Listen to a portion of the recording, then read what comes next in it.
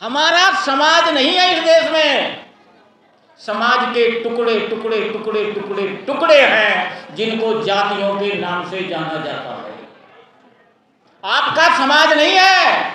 समाज का मतलब होता है संगठन, और संगठन का मतलब होता है शक्ति। आपका समाज नहीं है। समाज को तोड़ के उसके टुकड़े टुकड़े टुकड़े टुकड़े टुकड़े किए हुए हैं जिनको जातियों के नाम से जाना जाता है। लोकतंत्र में लड़ना है आपने। आपके टुकड़े हुए पड़े हैं जो जातियों के नाम से जाने जाते हैं, और वो जातियां नहीं है, जेल है। कुछ लोग जाटो चमार नाम की जेल में, कुछ धानक नाम की, कुछ कोली नाम की, कुछ अहिर जाट, अहिर नाई तेली धोबी कुम्हार मांग मतंग अहिर जाट गुजर नाम की जातियों में बंद है, जेल में बंद है।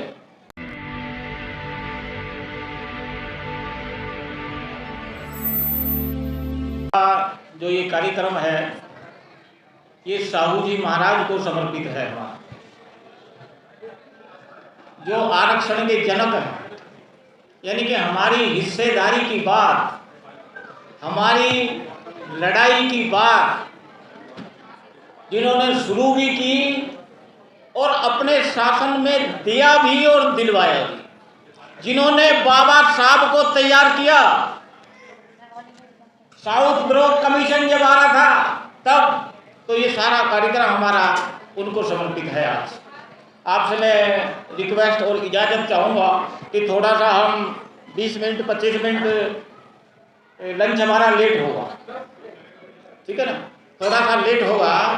क्यों लेट होगा कि जय जय जय जय जय भीम करने वाले 12 बजे आए हैं। क्या करेगा, मतलब इतनी जोर से नारा लगा रहे तो मैं देख रहा हूँ 12:30 हो गए हैं। अरे 10:30 बजे का टाइम दिया, 12:30 बजे आ रहे हो। कौन जय जय जय जय जय भीम। अरे ये सभा नहीं है, संगोष्ठी नहीं है, सम्मेलन नहीं है, ये युद्ध है, युद्ध। ये महाभारत है, जिस युद्ध में आप एक तरफ बैठे हो।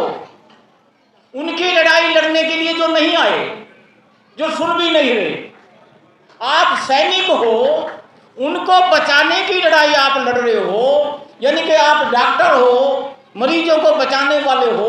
आप ही लेट आओगे तो मरीज बचेगा क्या। तो थोड़ा सा इस वजह से हमारी गाड़ी लेट चलेगी, तो आपको थोड़ा सा एडजस्ट करना पड़ेगा, ठीक है। तो मैं रिक्वेस्ट करता हूं कि आप एडजस्ट करेंगे। हम यहाँ पर इस संगठन में जिसका बैनर है, मैं आधा ही समय लूँगा, 15-20 मिनट। मुझे पता है कि ज़्यादा समय अभी ठीक नहीं है, कि हम कार्यकर्ताओं का निर्माण कर रहे हैं समाज में। ये संगठन और कोई काम नहीं कर रहा। हम नेता तैयार नहीं कर रहे। हम इस समाज में काम करने के लिए कार्यकर्ता तैयार कर रहे हैं, दूसरा नहीं कर। हमारा समाज नहीं है इस देश में। समाज के टुकड़े टुकड़े टुकड़े टुकड़े टुकड़े हैं जिनको जातियों के नाम से जाना जाता है। आपका समाज नहीं है। समाज का मतलब होता है संगठन, और संगठन का मतलब होता है शक्ति। आपका समाज नहीं है। समाज को तोड़ के उसके टुकड़े टुकड़े टुकड़े टुकड़े टुकड़े किए हुए हैं जिनको जातियों के नाम से जाना जाता है। लोकतंत्र में लड़ना है आपने। आपके टुकड़े हुए पड़े हैं जो जातियों के नाम से जाने जाते हैं, और वो जातियां नहीं है, जेल है। कुछ लोग जाटो चमार नाम की जेल में, कुछ धानक नाम की, कुछ कोली नाम की, कुछ अहिर जाट, अहिर नाई तेली धोबी कुम्हार मांग मतंग अहिर जाट गुजर नाम की जातियों में बंद है, जेल में बंद है। हमारी थिंकिंग, हमारा प्रयास अपनी जाति की जेल में ही है। उससे आगे हमारा प्रयास जानकारी नहीं है। और इनको जोड़े बिना, ये जो आपके समाज के परिवार के टुकड़े हैं जो आप ये ब्राह्मणों ने किए हैं, इनको जोड़े बिना आपकी किसी भी समस्या का समाधान होने वाला नहीं है। जोड़ना पड़ेगा। भारतीय समाज निर्माण संघ जो ये संगठन है, इसका एक ही उद्देश्य है कि हम इन टुकड़ों को जोड़कर एक समाज बनाएंगे। ये हमारा उद्देश्य है। हम राजनीति नहीं करेंगे, हमने राजनीति नहीं करनी है, मगर राजनीति को ठीक जरूर करना है, ऐसे नहीं चलने देनी है। ये बता रहा हूं मैं आपको, कभी समझो कोई ऐसा ही है, मतलब उसको ठीक हमने करना है। तो थोड़ा सा टाइम हम एडजस्ट करेंगे।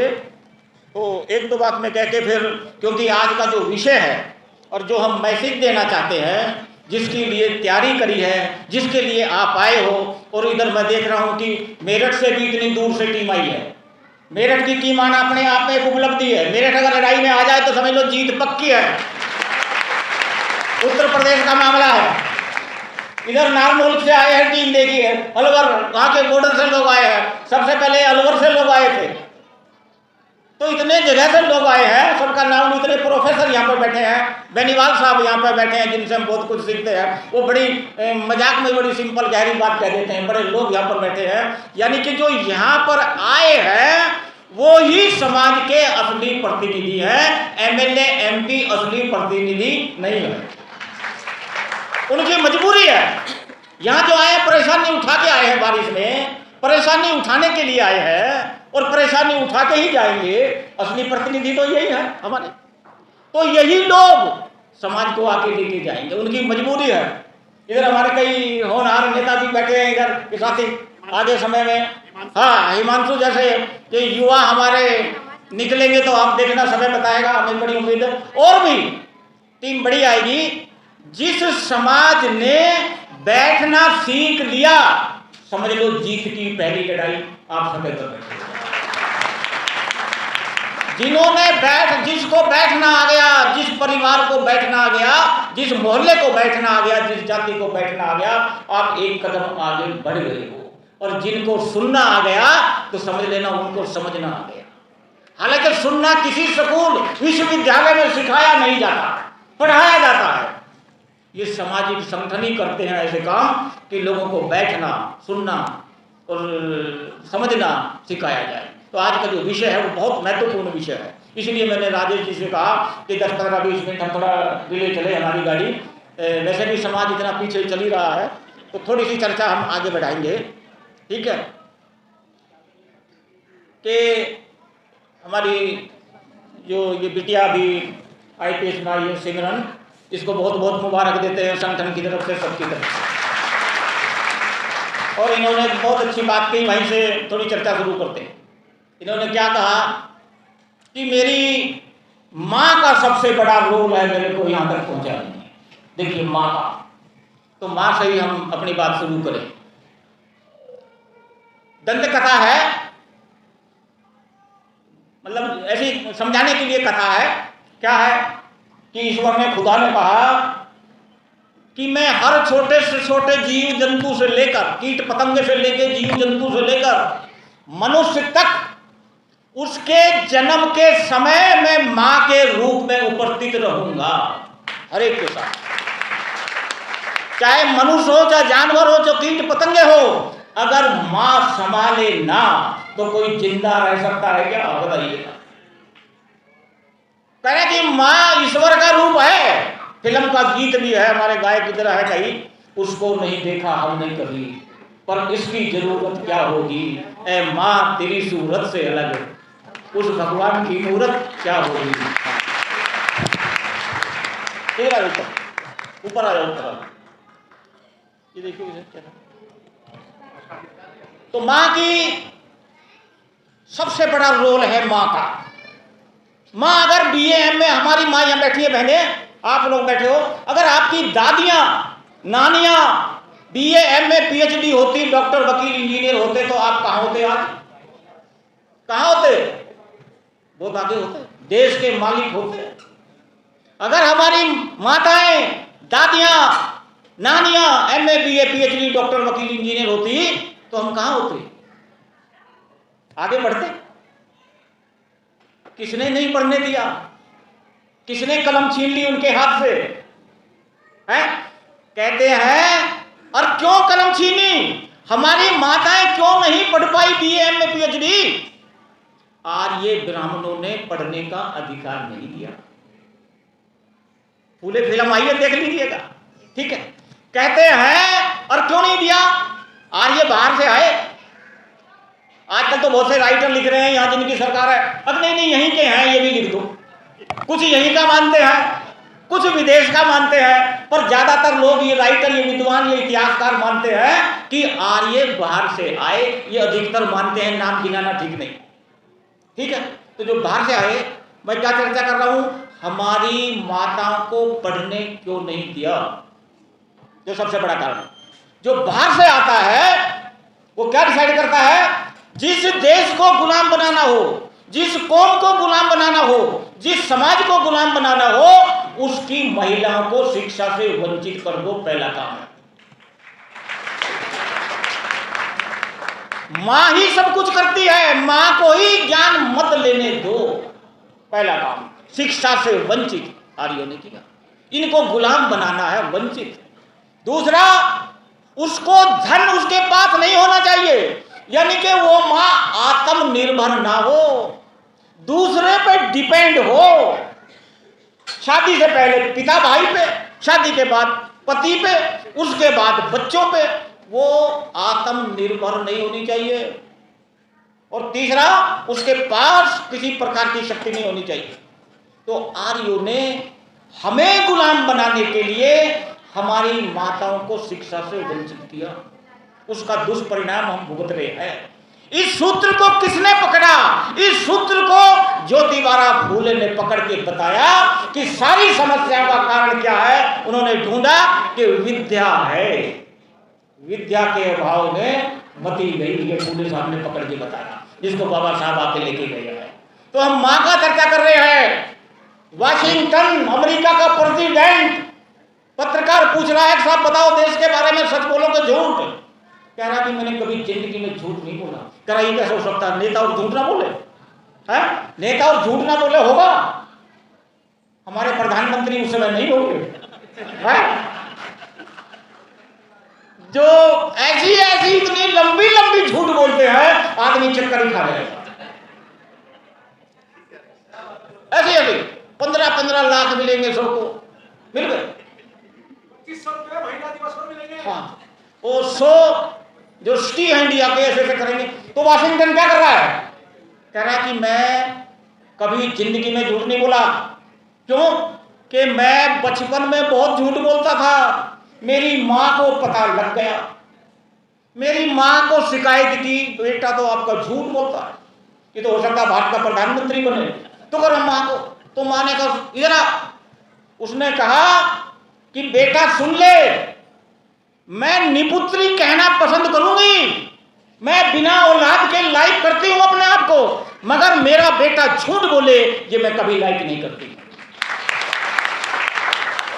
वाशिंगटन कह रहा है मैं जिंदा रहूं या ना रहूं, किसी पद पर जीतूं या ना जीतूं, जिंदगी में उसी दिन से प्रण लिया कभी झूठ नहीं बोलूंगा। मैं चर्चा कर रहा हूं मां का करिश्मा। आ जाओ, ये लाइट चल रही है, ये माइक चल रहा है, एसी चल रहा है, ये लाइट से चल रहा है। कौन? एडिशन।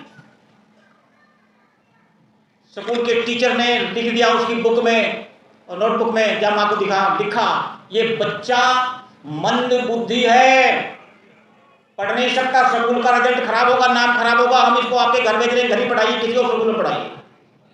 अब बच्चा कूद के जा रहा है माँ के पास, मम्मी देखो मेरे टीचर ने क्या अच्छा लिखा है मेरे लिए, जरा बताओ। तो माँ देख रही है, उस पर लिखा है कल से इसको मत भेजना, ये मंद बुद्धि है। माँ ने छाती पर लगाया, रोने लग गई।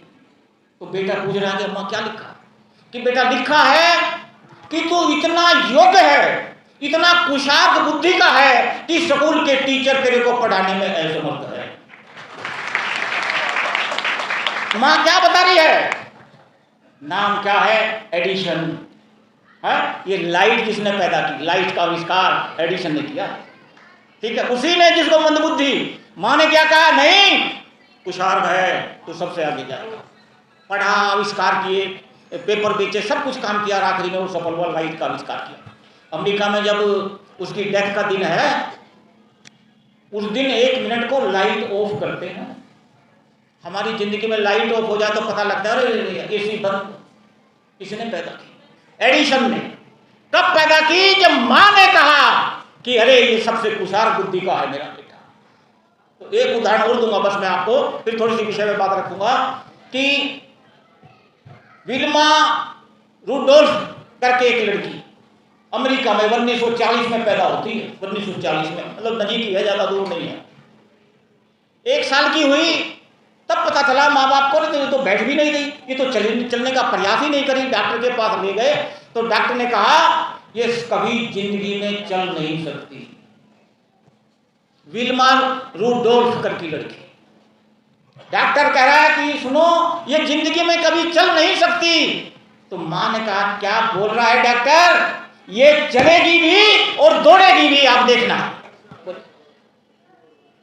चल नहीं सकती डॉक्टर तो बता रहा है, मां क्या कह रही है? अरे डॉक्टर ये चलेगी भी और दौड़ेगी भी। अब मां डॉक्टर के पास ले जाती है, दूसरे 80 किलोमीटर दूर है, हर वीक जाना आना, लगातार दवाई कराती है। 6 साल की हुई तो थोड़ी खिसकने लगी, 7 साल की हुई बैसाखियों पे चलने लगी, 8, 9, 10 साल की हुई तो बैसाखियों पे चलने लगी, बैसाखी छुट्टी चलने का प्रयास करने लगी। और आपको हैरत होगी 1940 में, 1940 से 16 साल जोड़ लो कितना हो गया? 1956 में ओलंपिक में भाग लेती है। फर्स्ट नहीं आई मगर कांस्य पदक तीसरे नंबर पर आती है वो लड़की। कौन दौड़ा रही है? मां की शक्ति दौड़ा रही है।